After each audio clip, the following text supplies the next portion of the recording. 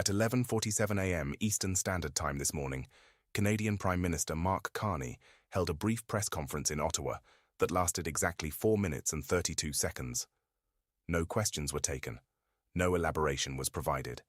Carney simply read a prepared statement announcing that Canada is immediately implementing what he called Phase 1 economic transition measures in preparation for the March 18th deadline. The measures include halting all new crude oil exports to the United States effective immediately, reducing natural gas exports by 40% starting March 10th, notifying U.S. financial institutions that enhanced scrutiny requirements must be completed by March 15th, or Canadian operations will be suspended, and suspending renewal of electricity export agreements that expire before March 18th. This is not a threat about what Canada will do if the U.S. misses the deadline. Thus is Canada beginning to implement the consequences now, 11 days early, to demonstrate that the ultimatum is real and that Canada has the capability and willingness to follow through. Trump's worst nightmare just became reality. Canada is not bluffing.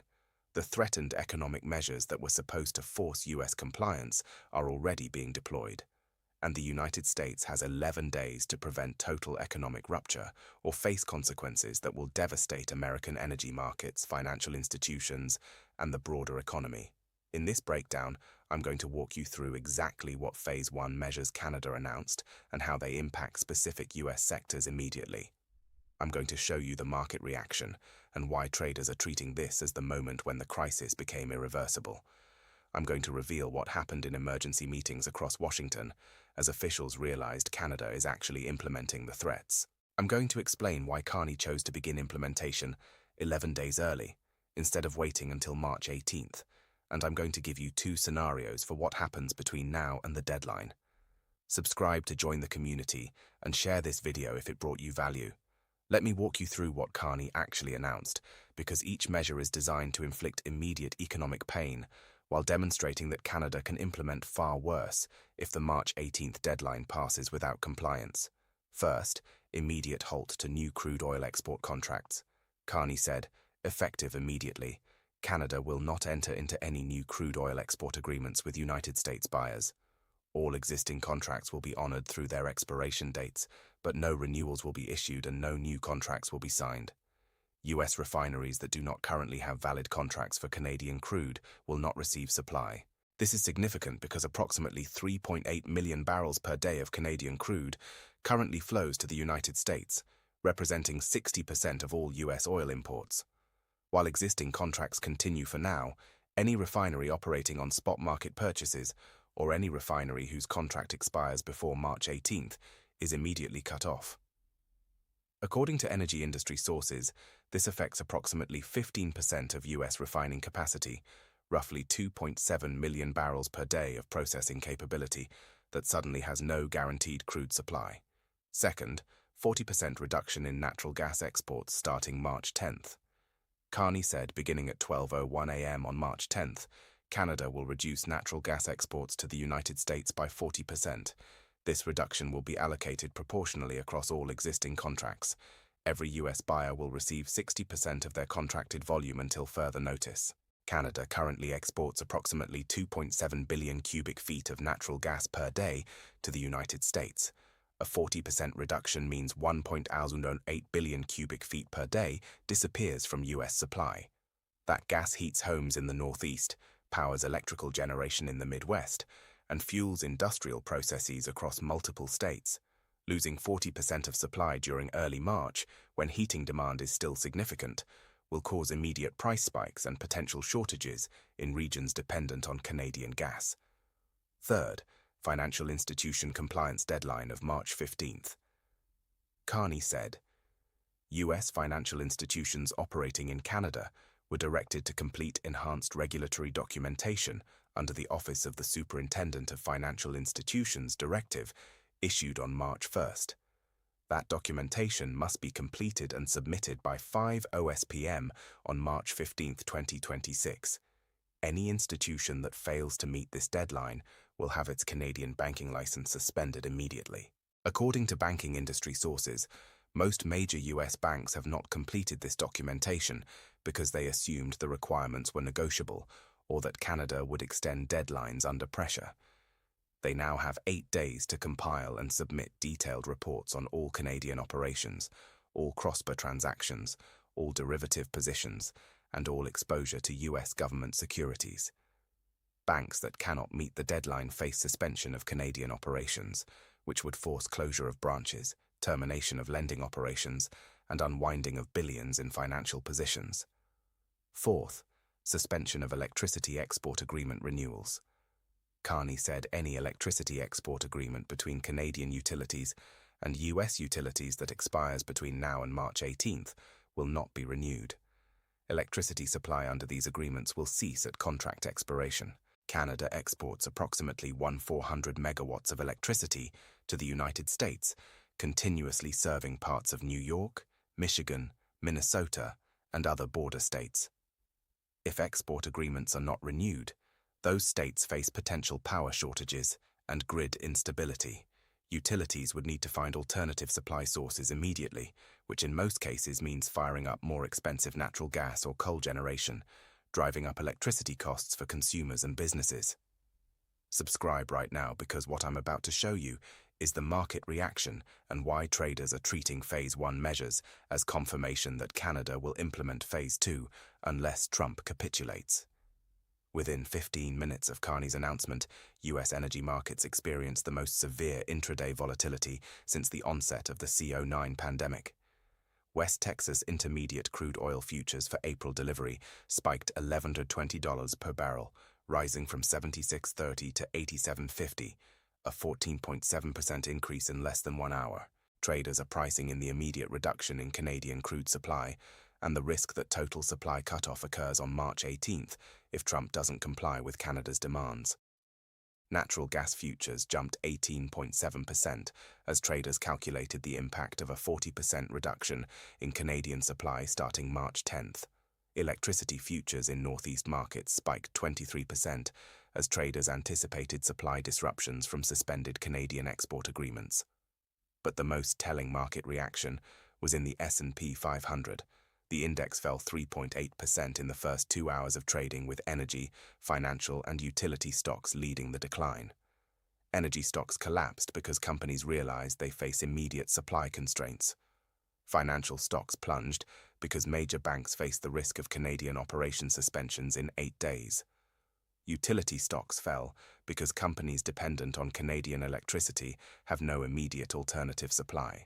The broader market decline reflects investor recognition that Phase 1 measures will reduce US economic growth and that Phase 2 measures, if implemented on March 18th, would push the US into recession. Currency markets also reacted. The US dollar weakened 1.4% against major currencies as traders questioned US economic stability.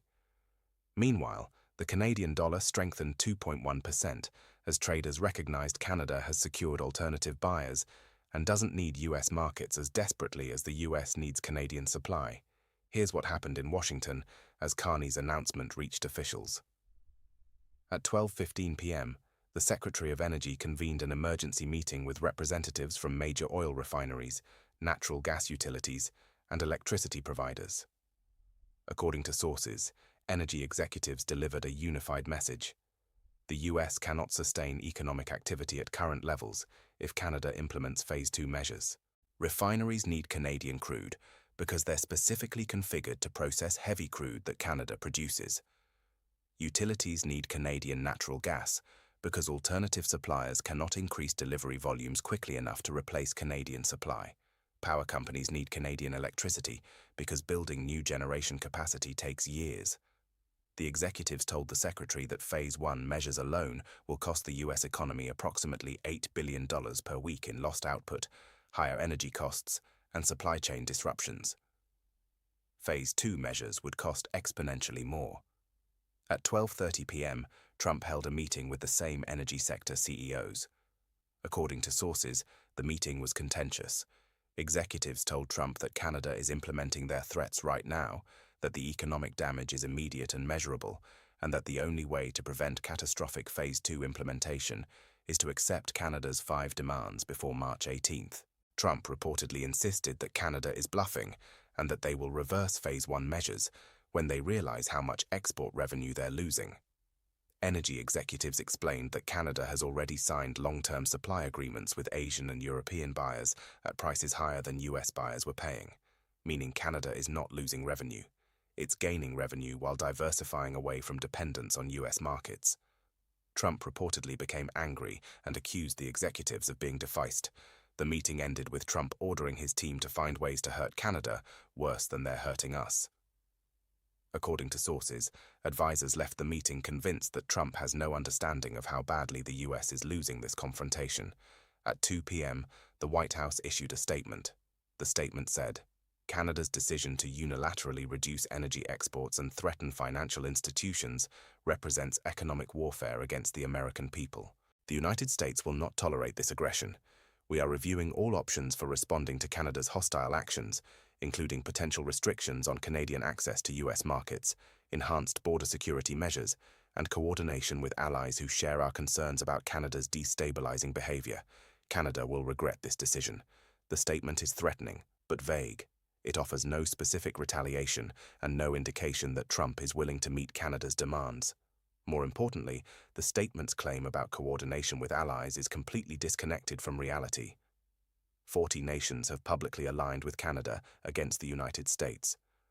There are no allies willing to coordinate with Washington on this issue. At 3:15 p.m., congressional leaders from both parties held a rare joint press conference on Capitol Hill. Senate Majority Leader Chuck Schumer, Senate Minority Leader Mitch McConnell, House Speaker and House Minority Leader all appeared together to deliver a unified message. Schumer spoke first. He said, Canada is implementing their economic measures right now. This is not a future threat. This is happening today. American refineries are losing crude oil supply today. American utilities will lose natural gas in 3 days. American banks face suspension in 8 days. The president must accept Canada's 5 requirements immediately. We have 11 days until total rupture. The president cannot waste those 11 days hoping Canada will back down. Canada has demonstrated they will not back down. McConnell spoke next. He said, I have served in the Senate for 4 decades. I have never seen the United States in a weaker position relative to a neighbor and ally. Canada has outmaneuvered us diplomatically, assembled a coalition of 40 nations against us, partnered with Mexico to isolate us within our own hemisphere, and is now demonstrating the capability to inflict severe economic damage. The president must recognize reality. Pride and stubbornness will not restore Canadian energy supply. Only accepting Canada's terms will end this crisis. The House Speaker said, Congress is prepared to act if the president will not. We are exploring legislative options to compel compliance with Canada's reasonable demands.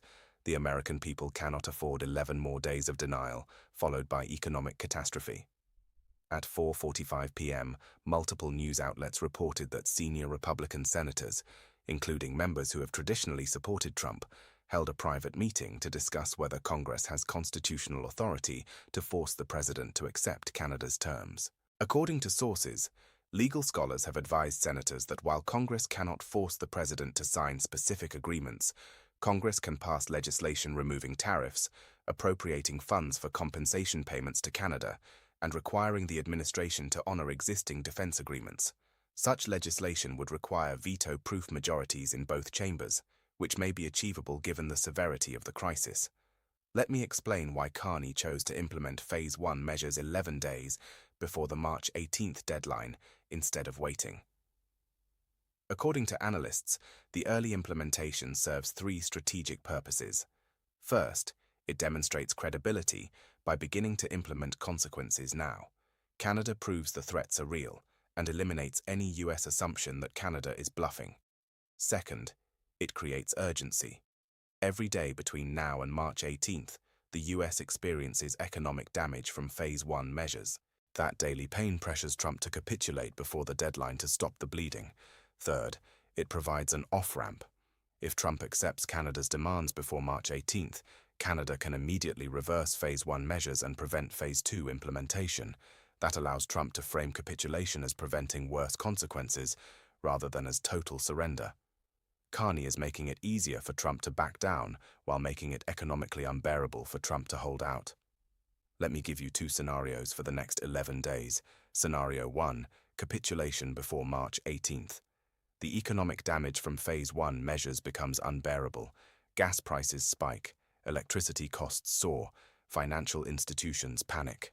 By March 15th, 3 days before the deadline, congressional Republicans join Democrats in passing legislation that removes tariffs, appropriates compensation for Canada, and requires the administration to honor NORAD. The legislation passes with veto-proof majorities. Trump either signs it or Congress overrides his veto. Canada's 5 demands are met, Phase 1 measures are reversed, Phase 2 measures are never implemented. The crisis ends, but Trump's presidency is effectively over. He was forced to surrender by his own party. Scenario 2, total rupture on March 18th. Trump refuses to accept Canada's demands. He convinces himself that Canada will back down at the last moment. March 18th arrives with no US compliance. At 5:01 p.m., Carney holds a press conference announcing Phase 2 implementation. All Canadian energy exports to the US cease immediately. Canada withdraws from USMCA effective in 30 days.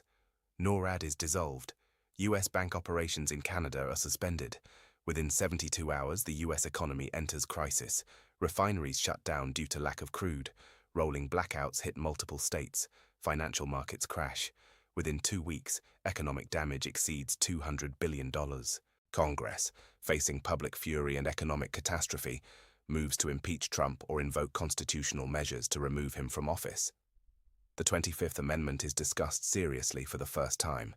The United States faces the worst constitutional and economic crisis since the Civil War. I'm watching whether energy prices continue spiking over the weekend, whether any major corporations publicly call for Trump to accept Canada's demands, and whether any Republican senators publicly state support for congressional action to override Trump. Canada implemented Phase 1. The damage is real. The deadline is March 18th. 11 days remain, and Trump still believes Canada will surrender. He's wrong. The nightmare is no longer coming.